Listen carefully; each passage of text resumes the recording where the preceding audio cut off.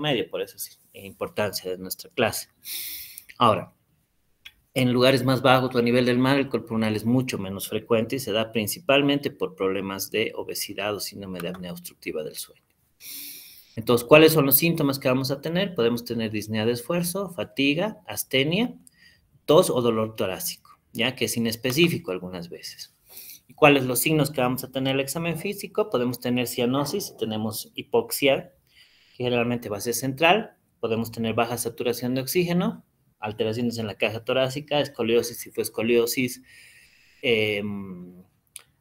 pectus excavato muy importante, pectus carinato muy importante, van a terminar produciendo cor pulmonar, ¿ya?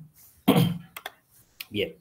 Al examen físico vamos a tener lo típico de la hipertensión pulmonar, que se llama complejo de Chávez, que está caracterizado a la inspección por el levantamiento sistólico del segundo espacio intercostal izquierdo, y esto es por dilatación de la arteria pulmonar.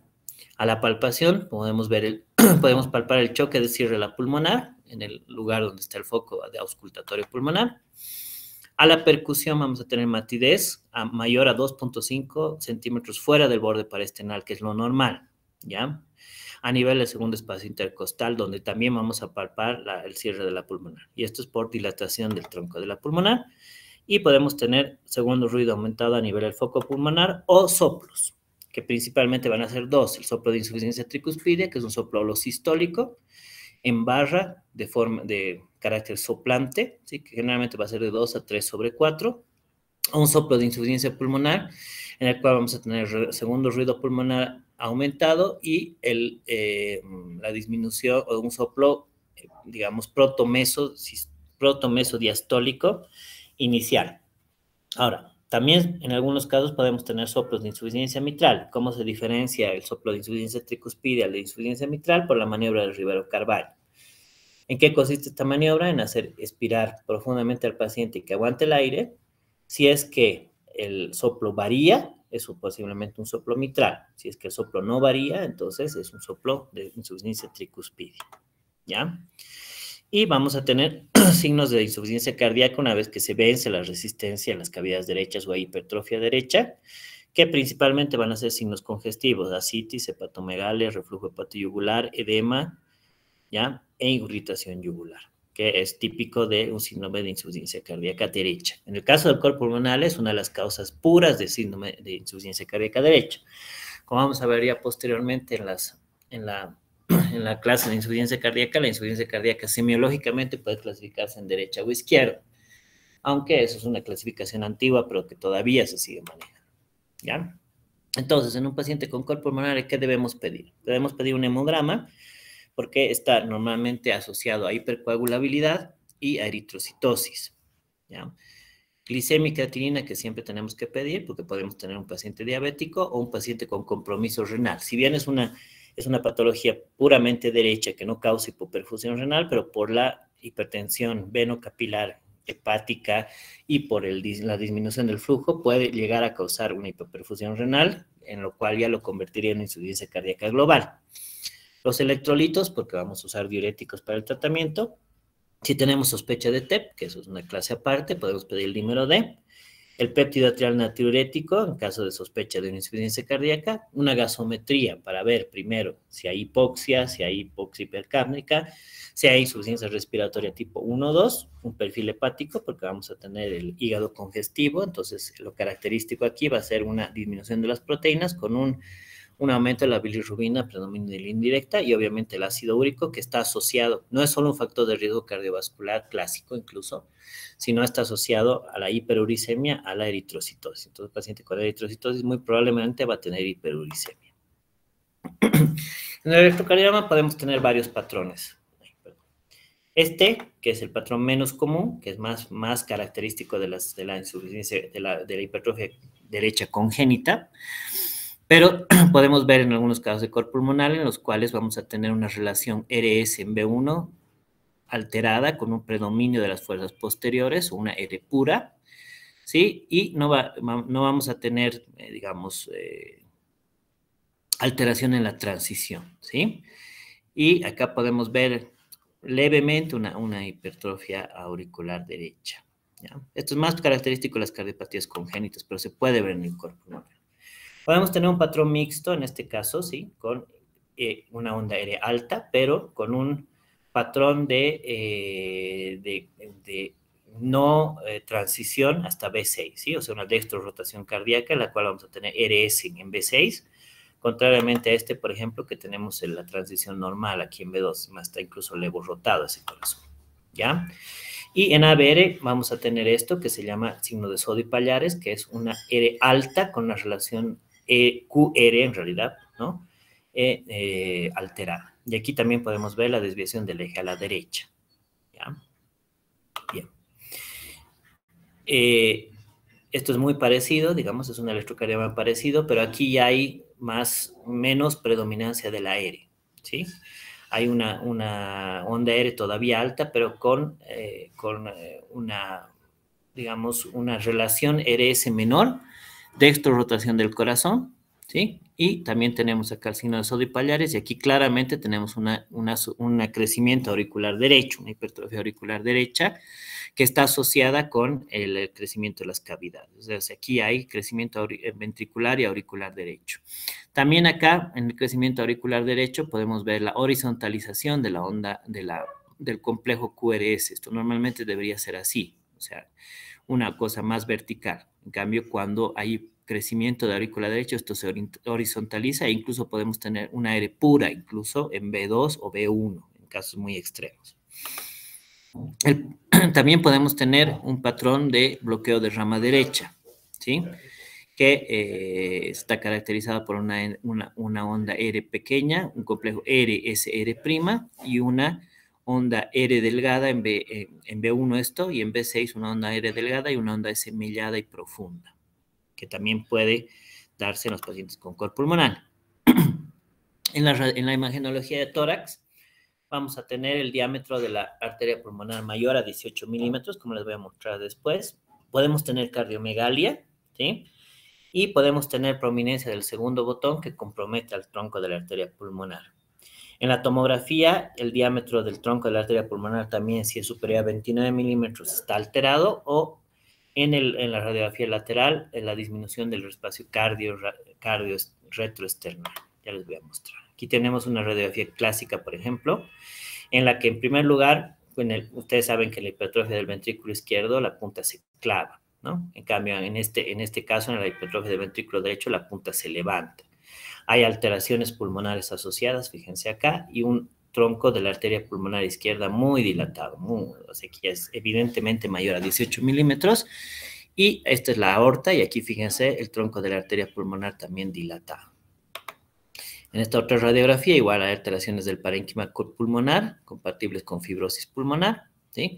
El tronco de la pulmonar dilatado, y aquí fíjense el tronco de la arteria pulmonar izquierda o derecha muy, muy dilatado, mucho mayor a 18 milímetros, donde está la flechita. En la radiografía lateral normalmente tenemos que tener esto, que es el espacio retroesternal, si libre, que es un triangulito acá, que no tiene ocupación. En cambio, cuando tenemos el crecimiento del ventrículo derecho, este espacio se ocupa, porque el ventrículo derecho en la radiografía lateral sí se ve, no en la PA.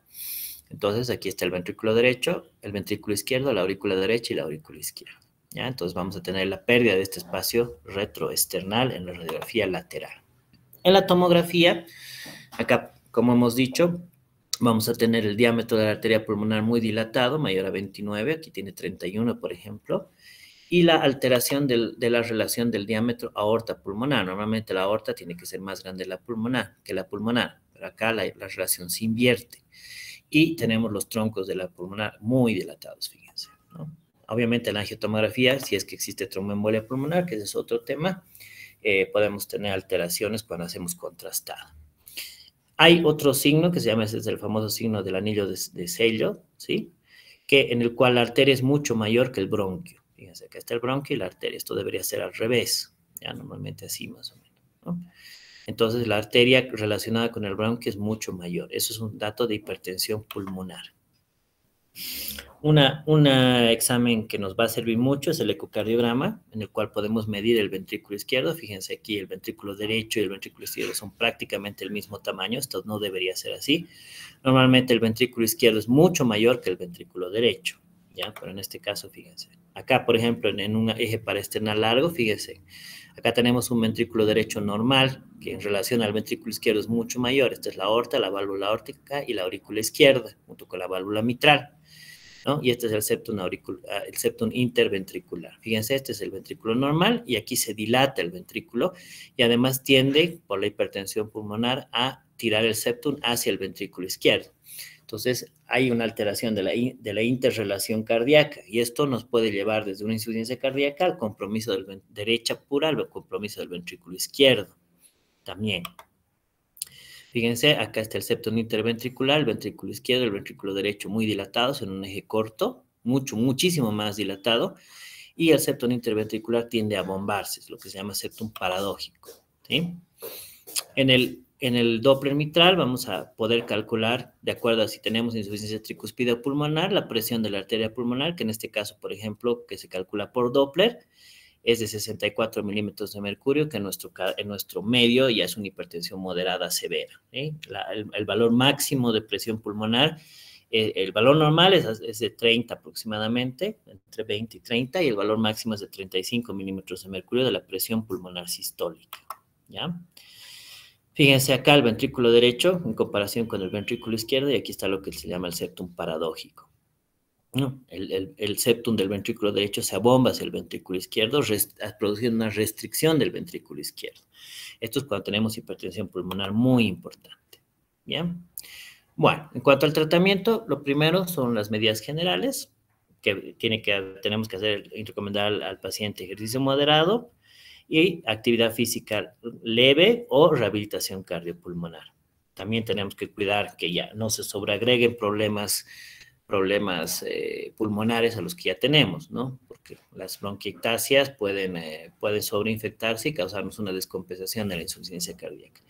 Tenemos que hacer las vacunaciones de la influenza, neumococo y obviamente COVID. La terapia psicológica, porque esta es una enfermedad realmente, en realidad crónica e irreversible, porque no vamos a poder revertir las cicatrices pulmonares.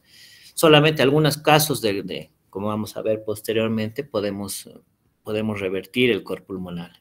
¿Ya? Oxígeno en el caso de que tengamos insuficiencia respiratoria o hipoxia importante. Y en último caso, cambio de residencia a lugares de menor altitud para disminuir la presión pulmonar de hecho, y el paciente obviamente se va a sentir mejor. Dentro del tratamiento farmacológico podemos usar diuréticos, o sea, a dosis bajas en el caso de tener hipertensión pulmonar solamente, y a dosis estándar en el caso de tener insuficiencia cardíaca ya descompensada con retención hídrica. Podemos utilizar vasodilatadores pulmonares específicos, de los cuales tenemos el sildenafil y el tadalafil en nuestro medio. El sildenafil es mucho menos tolerado que el tadalafil, y el tadalafil tiene la ventaja de que tiene una acción mucho más larga, 36 horas, de 24 a 36 horas, ¿no? En cambio, el sildenafil lo tenemos que tomar varias veces al día. Lo ideal para una hipertensión pulmonar de moderada a severa es de 100 miligramos día, pero eso muy pocos pacientes lo toleran. Nosotros normalmente usamos entre 25 a 50, el paciente no puede tolerar más, porque produce efectos secundarios importantes, como disminución del esfínter, del tono del esfínter pilórico, gastritis, bochornos, sensación de calor y principalmente cefalea. ¿Ya? También en caso de que el paciente no tolere, o tenga algún otro problema, por ejemplo isquémico, podemos usar el mononitrato de isosorbide y el diltiazem o los inhibidores de la enzima cardíaca de angiotensina o el nifedipino. Esto se usaba antes de la introducción del sildenafil, especialmente el diltiazem. El problema de estos es que bajan también la presión sistémica, aunque el tadalafil y el sildenafil pueden bajar la presión sistémica y además producen. El mononitrato de isosorbide y el sildenafil especialmente producen vasodilatación de las venas del cerebro. Entonces, normalmente tienden los pacientes a tener cefalea. Entonces, a veces lo toleran muy poco. Y cuando tenemos que hacer el tratamiento específico de la causa, que es la disminución del peso, que es, en este caso sí podemos, digamos, disminuir la presión pulmonar, porque la hipertrofia de las cavidades derechas ya no se puede. Una vez que las cavidades derechas se hipertrofian, ya no hay reversa, ¿ya? En el caso de pacientes con apnea del sueño, la terapia de CPAP, la toracoplastía, en el caso de pacientes que tengan pectus carinatum o excavatum muy importante, con lo que se llama la cirugía de la barra de Nuss, y el tratamiento específico de la eritrocitosis, si la tenemos asociada. Y por último, si la hipertensión pulmonar es excesivamente importante, no hay otra que el trasplante pulmonar, que no está disponible en nuestro medio. ¿Bien? Bueno, Entonces, eso sería la parte de col pulmonar. No sé si tienen alguna pregunta, por favor. Adelante.